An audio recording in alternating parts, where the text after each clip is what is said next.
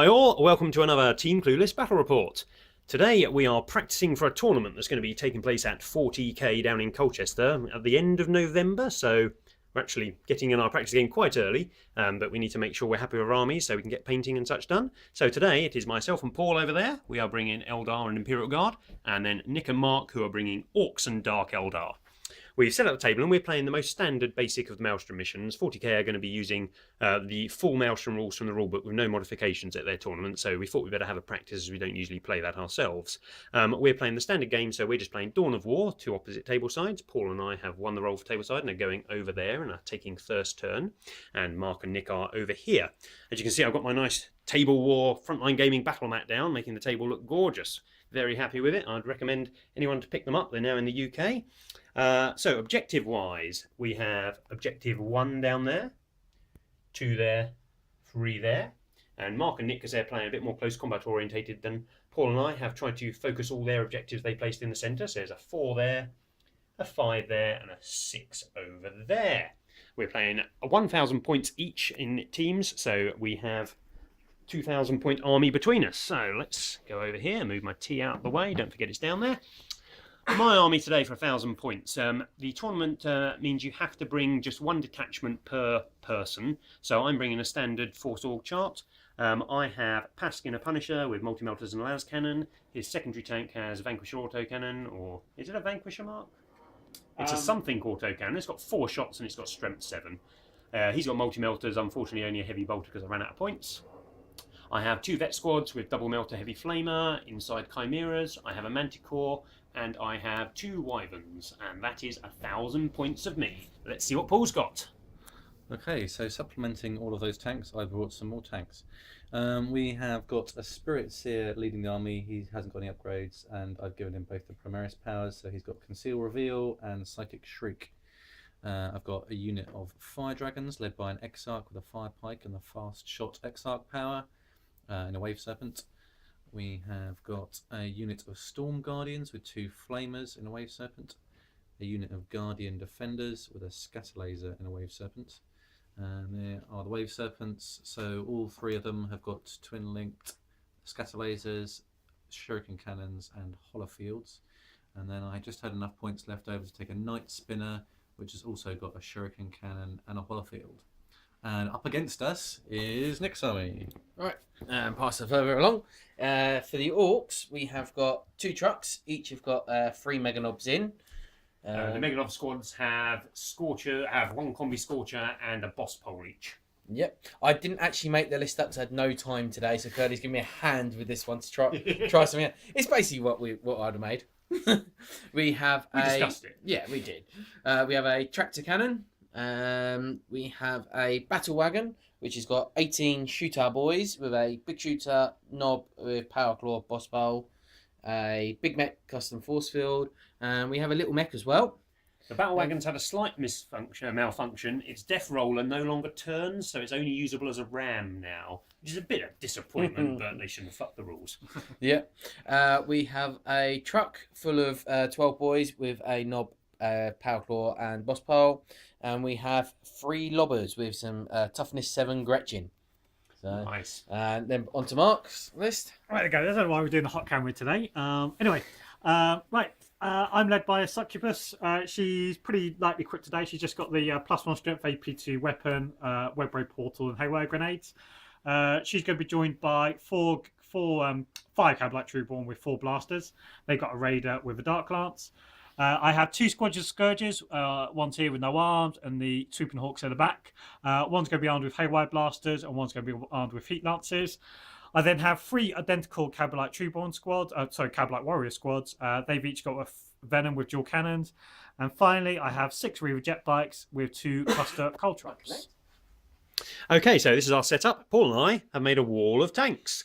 So we've got one of our wyverns hiding in that building there, you can't really see it, and then we've got our Lemon Russ's chimeras, and what's in this Wave Serpent, Paul? That's the Guardian Defenders. Guardian Defenders. Moving down here, we've got the other wyvern there, the other 2 Eldar tanks there, and the, what's that one called? Web Spinner. Night Spinner hiding there, and we have our Manticore hiding in that building there. Over their side, Mark has spread his jet bikes around the back there, and then he's put all his other stuff in reserve, leaving Nick to face the horror alone. We have a truck there. What's in that truck, Nick? Meganobs. Meganob's there. Ork boys. Ork boys there. Meganob truck hiding at the back of the building. Hiding behind there, and battle wagon in the corner. Battle wagon there. The lobbers are in the building there, and the tractor cannons in the building there. So, Warlord trait-wise, I've obviously got Paskas, the Warlord, on our army to give us preferred enemy, and they have got the thinking cap, so they got 2 Warlord traits. One let them infiltrate, which isn't particularly useful to them at the moment, because they're all mech'd up and it says non-vehicles. We're not exactly sure on whether it would confer to the vehicle or not. But they also got +1 to all their reserve rolls, re-roll reserve rolls, and +1 to seize initiative. So Nick's going to try and seize initiative on a 5 or a 6. Yeah! And they've done it. That's a big roll there. Wasted his warlord power though.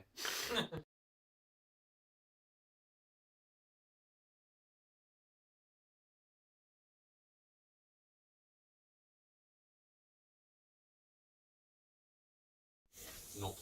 Right, the end of the quickest Orc and Dark Eldar turn 1. The Dark Eldar, they stayed there. They're very brave, the Dark The brave, they stayed there and let the Orcs seize. We know what to do. This truck of Meganobs is hiding behind this building, scoring this objective.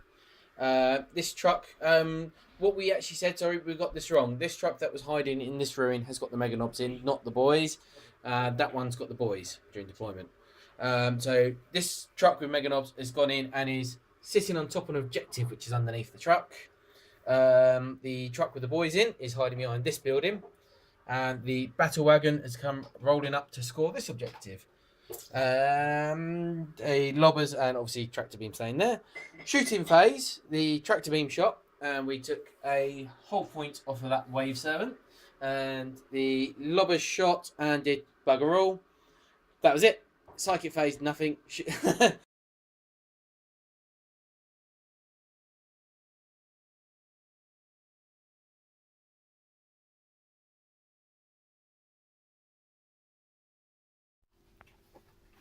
End of Imperial Eldar Alliance turn 1. So what was our plan this turn, Paul? I think we were going to shoot the enemy, weren't we? Yeah. So let's see how successful we were. The battle wagon over there was the thorn in our side. We moved our wave serpent up here. This is actually under the building. Forgot to put it back. Moved our wave serpent up here to get side armor shots, and moved the Chimera down there to get more side armor shots with melter guns. Managed to hit and get through 3 glancing to get any penetratings, which was annoying with those 2 units. So it's lost 3 hull points. We also fired the Manticore over there, which again only did 1 wound to it, which stopped it firing this turn.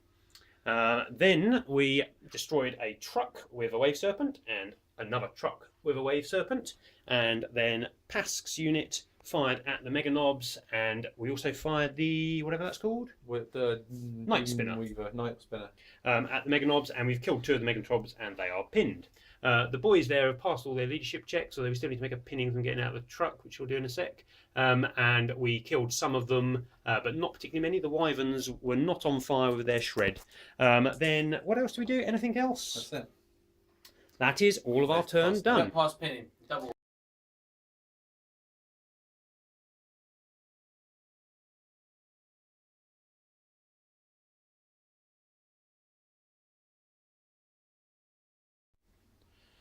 Right, we come to the end of the Orc and Dark Eldar turn 2. But it is a Dark Eldar turn this time. It is a Dark Eldar turn. They arrive. I think the Orcs did really well as well. Yeah, I'm not mocking the Orcs at all. Right, for the Dark Eldar, we had the Warlord and her unit dropping in the thing over there. In the radar. We had the unit, they had the Scourge with the lances. stuff over there. And we had some more Scourge arrive in over here.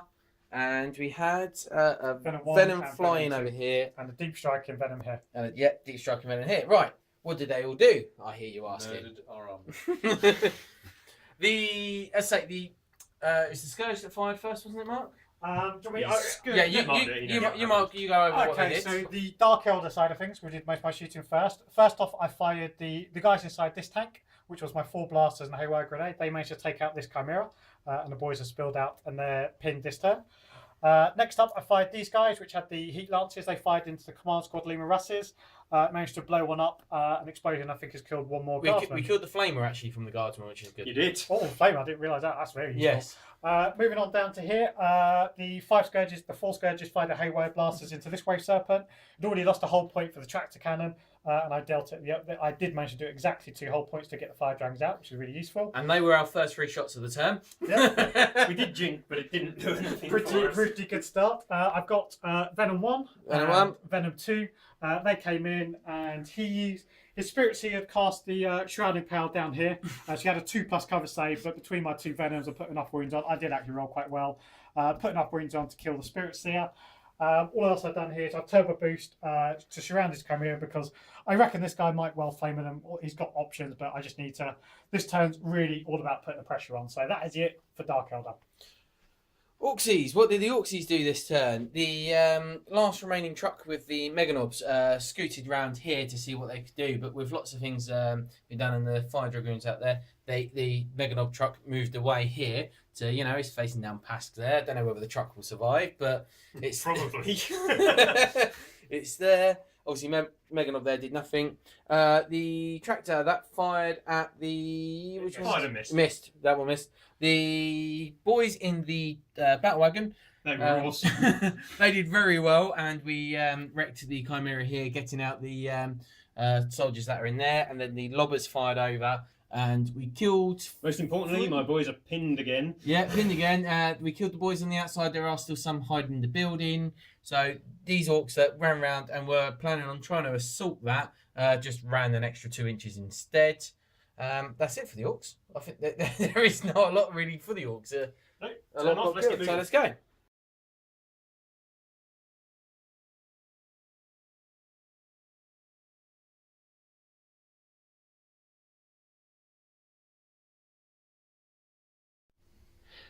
Eldar Imperial Guard turn 2. So this turn we needed to try and defend our lines because they have got to us mighty quick. So over here, this guy scooted forward and scores objective 6 for us this turn. He then fired his big flame template and his shurikens over at the bikes, but only managed to kill 1. Feel no pain was actually semi-useful. I think he saved 2 models at this turn, which is not bad as we didn't hit many models. So 1 bike down. It was a Caltrops one, so it's semi-useful. I attempted to tank shot them to put them into a nice position, but unfortunately my Manticore has immobilised himself. Always the way. Over here, the fire dragons got out, and they were going to try and kill the 5. What are they called? Scourges. They got out of their tank. Oh, they got out of their tank last time when it blew up. They decided to scoot forward using battle focus and unloaded 7 melter gun shots into them. I think Paul hit with 1 melter gun shot. He wasn't impressed with his Exarch double missing. So we killed 1 Scourge with that, not particularly successful. We then fired the Wave Serpent here, took down the truck there, it didn't use its shield to fire, and then Pask over here blew away the 3 Meganobs that got out inside. I attempted to snap fire with my Imperial Guard squads, but they all missed with their melter guns. We then fired the Wave Serpent up here at the battle wagon, which got wrecked and all the boys got out, and then I dropped a Wyvern on top of them and I killed at least 10 of them, I think. We fired all of the guys in here. They dismounted from their battle wagon. They fired down on the Scourges. Unfortunately, only managed to kill 2 with some not particularly special rolling. But we fired the other Wyvern at the remaining 3, taking them out. They didn't fail any leadership checks this turn, unfortunately. I've been trying to get Nick to fail some leadership checks of Orcs, but he rolls exactly 7 every time he rolls. So the mob rule table hasn't really come into play so far this game. What else did we fire? Fired the Manticore, didn't I? What did that fire at? The Manticore fired at the truck. Ah, that's right. The Manticore took out a couple of those Scourges there. That's right. I knew it did something. Let's see how it goes on their turn 3.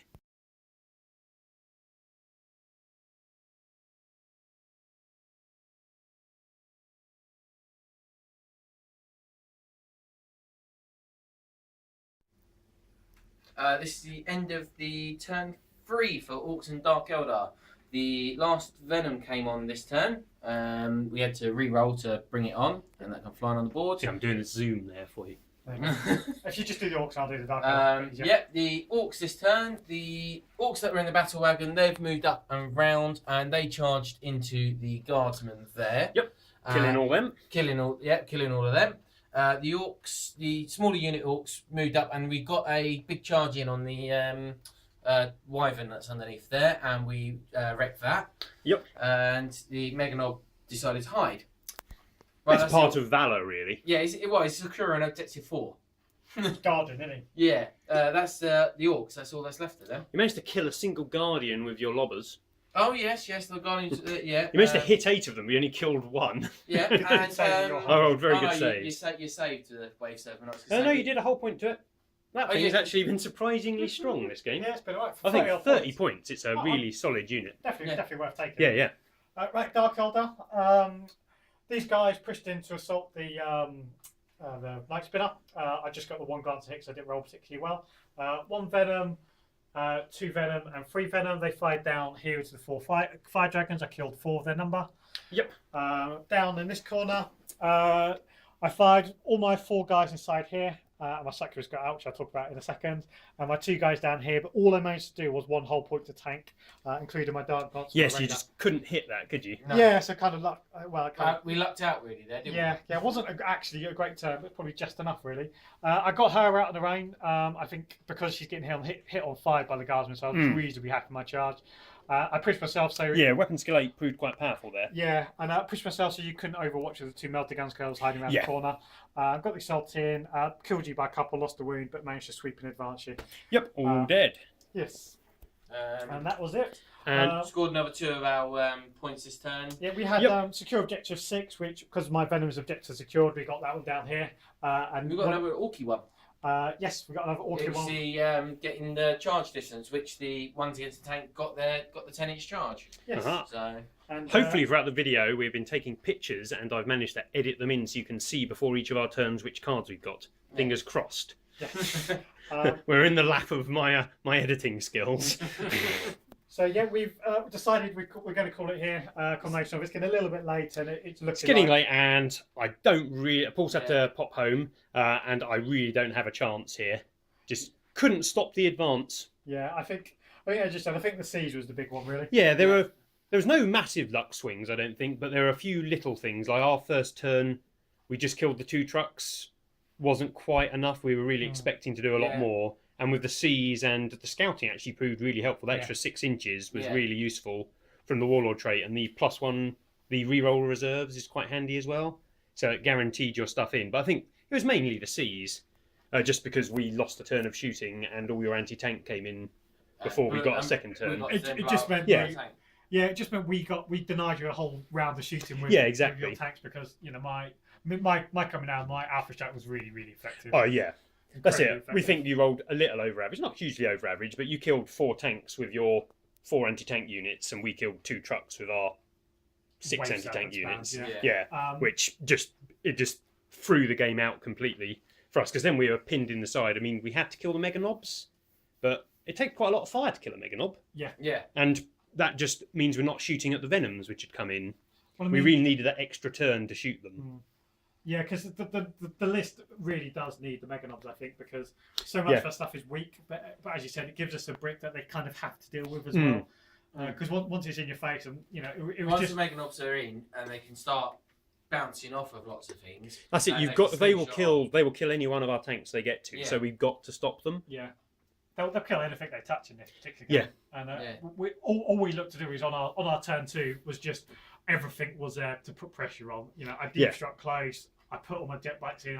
We committed. That's it. Too many targets. Yeah, and that's probably what it proved to be, as you said, because you haven't really crossed the halfway line. No. There was. I mean, our game plan was because we had first turn, we were shoot all the Orks. We should be able to demech at least the Mega Knobs. Yeah. Hopefully, the small units, so a battle wagon would come across. But with the Cs, your Knobs had got to charge range of us for the next turn, so then we were just forced to try and shoot them then, and we just didn't kill enough of them in our turn 1. Then your anti-tank came down and just started pureeing tanks. Yeah, like I said, I think turn 2 was really, really, really swingy for us. I don't think the cards were particularly important. You scored more points, but it really wasn't our game plan to score points. Well, yeah, I mean, at the end of our turn 3, obviously you're a turn behind. And I think maybe you had slightly better cards because you did 3 of yours. We had the better on a couple of card, turns. Which is the securing more objectives, double the amount of objectives you get. As we discussed earlier, going first is just really powerful, isn't it? Because if you draw that one, then you generally automatically get to score it because the opponent's unlikely to have more than 2 in his area. Well, in a standard game, going second is normally advantage because you can Yeah, contest because objectives. you take objectives. But you lose a disadvantage because you get shot at. But in Maelstrom, because you can score at the end of your turn, not only do you get to score straight away, you get to be the first one on all the objectives. So often there's 2 in each half, isn't there? You've got 2 in your deployment. It's usually 2 and then 2 in the middle. Yeah. Yeah, and you could get the 2 in the middle. And then you're contesting for your opponent's turn, so it can be really, really, depending upon what you draw, it can be really swingy. That's it. I mean, we've discussed before. We're trying this mission out because this is what they're running at the tournament. But none of us are a big fan of the basic Maelstrom. We like how dynamic Maelstrom makes the game, but the cards are just too random, really, to make for a particularly fair game. It's very random what you get, and this one wasn't so bad. It wasn't the cards that cause the defeat, but the cards can cause a defeat. Yeah, I mean, if this was a standard objective game, it would probably be exactly the same outcome, wouldn't it? Yeah. You charged us, we didn't kill you. You got into our lines, you smash us up. But yeah, I definitely agree. Maelstrom could be incredibly swingy, which is, you know, as you said, I agree. It's the swinginess is really annoying, isn't it? When you get a card, you just physically can't do. You know, we had kill a witch after we'd killed your side. Yeah, you killed it the turn before. Yeah. Right, cheers, easy. That's it. But the most important question: what do we think of army lists so far? Practice.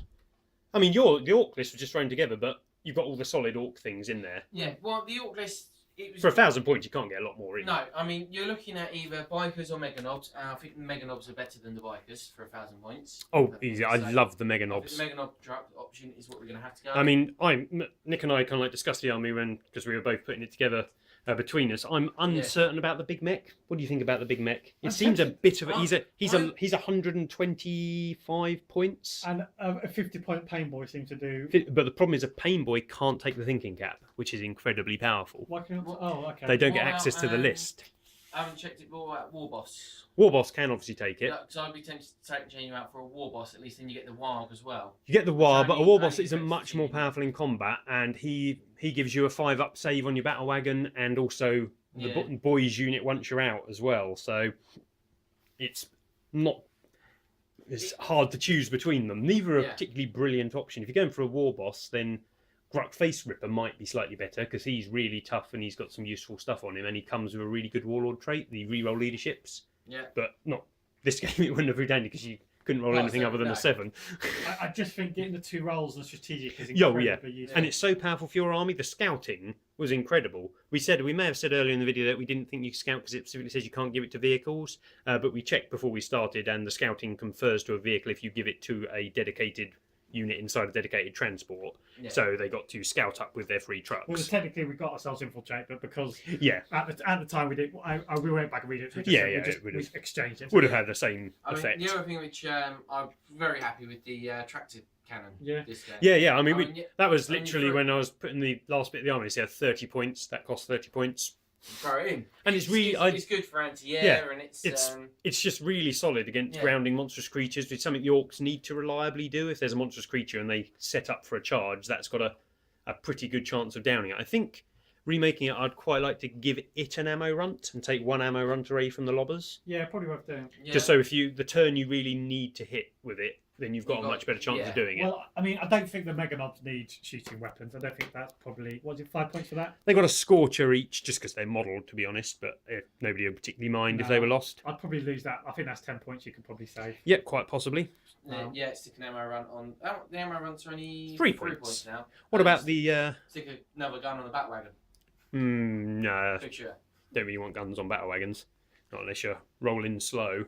What about the Dark Eldar, Mark? I was really impressed with their drop firepower this game. Yeah, I don't know. I mean, there's no fat in this list whatsoever. There really is. Almost... Yeah, you've got no spare points anywhere, have you? I've got nothing upgraded. I really don't. I will struggle to think of what to do. There's nothing that stands out that I need to drop. I'd absolutely love to give the witch, like, you know, we talk about 2 of the relics, like the armor. We both like for -2 leadership, 4+ saves, really good.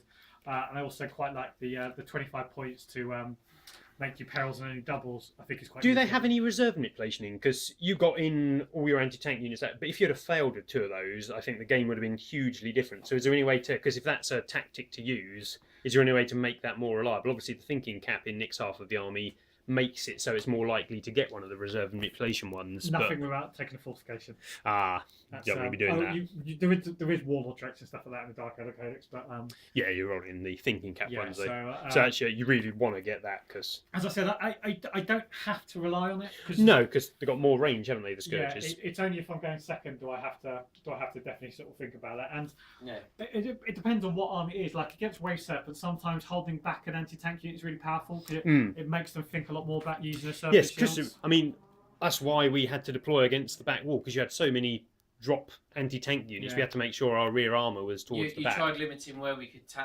drop, where the rear armour. Yeah, that's it. I thought our and when defence we was dropped, as what best we had could to make hit. it versus your dropping in, but there's not a lot you can do versus Haywire. No. Haywire is so just ubiquitously stick Yeah. glances on your unit. There's no way around it really. That's why I like the combination of two because there's normally one danger close place you can go. Yeah. Stick that down there. Then you've got your Haywire.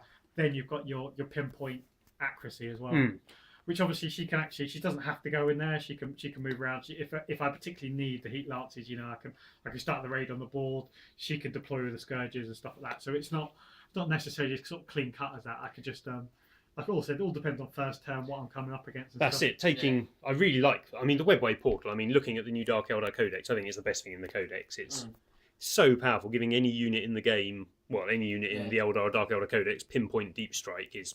Yeah, it's very powerful for the cost of a drop pod. Yeah. I mean, really I did actually, although the Orc list was literally a very quick throw together, Yeah. but it is basically what you. Similarly, take. there's Not very much. little fat. I mean, once you add up the costs of the base units, the Mega Knobs, the 1,000 points truck boys, disappears very quickly. I mean, the battle wagon full of shooters, that's hell of a lot of points. Yeah, that's it. In there, I mean, I'm not sure about the second Orc Truck Boy squad. Or the Orc Truck Boy squad. Yeah. I'm not a big fan of Truck Boys. Yeah. I'd like to have them heavy armour. That makes them a lot more useful, but there's just no point spare. You've got the points spare for them, and you need them as the second troop choice. Well, you drop it down to Grots and you got some points. Yeah, you could drop down to Grots. And you could increase more. But the thing is, the cannons and the tractor cannon do the backfield sitting, so the Grots literally do nothing. Whereas the boys are a useful unit. They can kill stuff. Yeah. They did stuff this game. Yeah, and it adds to the advance. They are a useful unit, even if they just get in across and jump out of the truck, and the truck goes off to try and secure an objective. Yeah. The slight disadvantage this day is when you start failing leadership tests on the 12-man boys, they just rip themselves to shreds. I mean, you didn't fail any, or you failed one leadership, but if you fail one, that's why we kept on peppering the Orc units, hoping you'd fail one. If you fail them, then Even things like the pinning or the one inside the truck one, you start then killing your own boys, and it's a bit of a chain reaction, but we couldn't start the chain reaction off. Because actually, we do have... The reason I didn't start my Venoms on the board is because you had literally everything was in a tank, so there was no point. Yeah. But if my Venoms and stuff on the board, we've actually got... You've got a huge anti-infantry. I think your army's got far more anti-infantry than it has anti... You've only really got 3 units for anti-tank. Yeah. So that's why we weren't particularly scared. Well, I look now, you may say. But each of those units killed a tank, so they did their jobs. Yeah. It all depends. I mean, you are an unusually high-mech army, I'd say. Yeah. Other than maybe sort of a dedicated surplus plan, which I'm not sure if we will or won't see down there. No, that's it. And I feel the Impy Guard add more stuff. I mean, the most annoying part for me this game is both the Imperial Guard squads failed their fucking pinning checks, excuse my French. Yeah. And that meant that they were the things that could have killed the stuff that Mark a deep strike in with, and they didn't get to move anywhere. Things like their flamers and stuff would have gone through both of your units quite easily. The melters would have been very useful as well. Well, to be honest, it was more the flamers. I could have positioned over here. I could have put the flamer down with this squad and lapped over both your tank and those, hitting all the people inside the tank, hitting all of that. I could have done that twice with both units, and just didn't get to do it because both failed. Which I felt was a really because that meant we didn't have stuff to kill you over there. I mean, I definitely think this is better than a straight Eldar because I think things like the Wyvern is really powerful and it adds a lot. And I also think that having Pask and a Punisher just gives you that real heavy duty. That's it. They're the killer. I mean, I knew I was going to lose at least one of the Lemon Russes when you deep struck in, and I couldn't think of any way to stop that. Yeah. I mean, and then when I've got precision deep strike, it's just you get to choose to kill it. I mean, I'd bubble wrapped you so you couldn't. I didn't think you'd kill Pask with it, which you didn't, but that was the best I could do, really. Yeah, it's difficult. It's very hard to deal with, I think the Dark Eldar are very good versus the Impy Guard. I don't think they're particularly good versus the Eldar. But they came down and took out the Impy Guard stuff, so that was their job done. Yeah. What about your army list? What do you think? I mean, I really like the fact we only got one. We're a heavy shooting army. We got one turn of shooting, and then you close combat a load of stuff. It's not going to happen most games. No. The combination of the scoutings and the going first and things is not going to be replicated. And Orks can get across the board quite quick, but yeah, it's you just have 2 rounds of shooting. Um, So turn 3 you got to assault. turn 3, but sorry, turn 2 you came down and you killed all our tanks and stuff. we killed 4 vehicles on our turn 2, so it was the 2 chimeras less, 1 lemurus left, and 1 wave serpent. Yeah, on your turn 2 you took out half our army. Yeah. Because all the infantry were more or less taken out. Yeah. And that was it was really game at that point. Yeah, they were basically sitting. Even if we'd have managed to fight you off, we wouldn't have been scoring points while doing so. So. No, then we could have just sat back with seeing what cards just come up to score just what little we needed to stay ahead. That's it. I mean, I'm going to see if Paul and I can get another practice game in with this army. Because things like this army is really good at the other 2 objective missions, because we can just the other 2 table setups, because we can just set a bit farther back. Yeah. Which I find a lot better. Things like the wave serpents and the artillery have got such good long range. It's really nice to just sit back and shoot. Yeah, I mean, as it only goes to the other 2, because obviously this one, yes, the Orcs got in quite quick, but when you are that little bit further back, not massively, to be honest, because your tanks can move forward 24 inches. Yeah. Yeah, that's why you take the trucks with the mega knobs. They just shoot forwards. I mean, we won't always have the infiltrate, wall of trait, stuff like that. But No, I think going first is incredibly key for the Orcs. Being demeched in your deployment zone is hideous. They just then die. Yeah, like I said though, it's what we're playing against and stuff like that. I mean, like I said, it's horses for courses. We have no idea what we're playing against. Like, it's a massive different game from playing like grab bike and stuff like that. Yeah, that's it. They will be coming towards you. Yeah, they've got to get within 18 inches, which means they could demech us, but then they're getting assaulted. As it's a short game, let's have a quick discussion on what we think we might fight at the tournament. So it's down at 40k, where we've done many videos from before. We'll no doubt do a tournament report and such. Yeah. What do we know? We know that Phil's definitely going to be playing bikers. Phil is definitely playing bikers because he's in love with them, and he threatened he may team up with Tony. Tony and Phil are 2 of the players that often do very well down at 40k, and they're thinking about forming some evil team up. I'm not sure what Tony would be playing. And probably more bikers. Tony is the bane of Team Clueless. Yeah, Tony just ruffle stomps Team Clueless, unfortunately. I think I may have drawn with him once. I haven't played him. Aha. I'm gunning for him. I want to beat him just to restore some honour. Other stuff, interestingly, because the tournament is 1,000 points a player and it's a single detachment, we don't think we'll be fighting Imperial Knights, because you can either bring 700 points of Imperial Knights and you can't bring 1,100 points of Imperial Knights, so I don't think people will bring them. We know everything's got to be in print, so none of the formations, no formations allowed. Everything's got to be in print. Yeah, so only books you can buy. So no Inquisitor Codex and stuff like that. Yep. Lords of War are allowed. I'm happy to take a stomper then. It's not a bad choice. It really would do well. In 1,000 points, it's quite difficult to get in any decent lord. You can't. Well, I figured out you can get in a Transcendent Catan, which is the one I really don't want to face. Yeah. Can't get all the broken powers, but it can be good enough. I think Lee's the only Necron player down there regularly. I reckon he'll play Dark Elder. Yep. Because he loves his Dark Elder, same as I do. Oh no, but isn't he? I believe Lee's wife is giving birth. Didn't he say? Yes, you're right. Yeah, so Lee's not coming. He's one of the other better players down there. Mark Pocock. Film that to watch later. He might be coming. Don't know. I think he's still running around with demons quite heavily. Yep. So we're not really sure what we'll face. As usual, the meta is very random where we go. Yeah.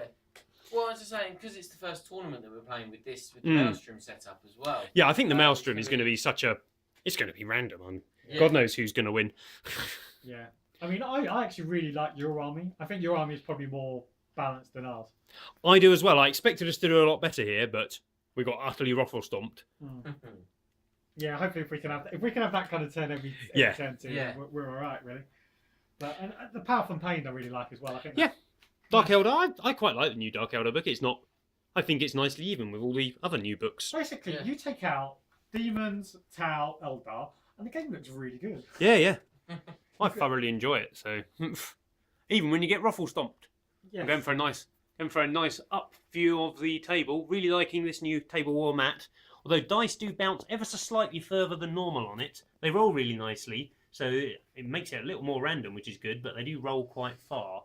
You can see the detail on this thing is utterly incredible. It's brilliant. I highly recommend it to anyone who needs to make their table look a lot better. Are we going to have to go for a second camera to do proper editing so we can have like a zoomy one over top, do top-down views? Seems unlikely. I could mount the camera to the lights. That might work.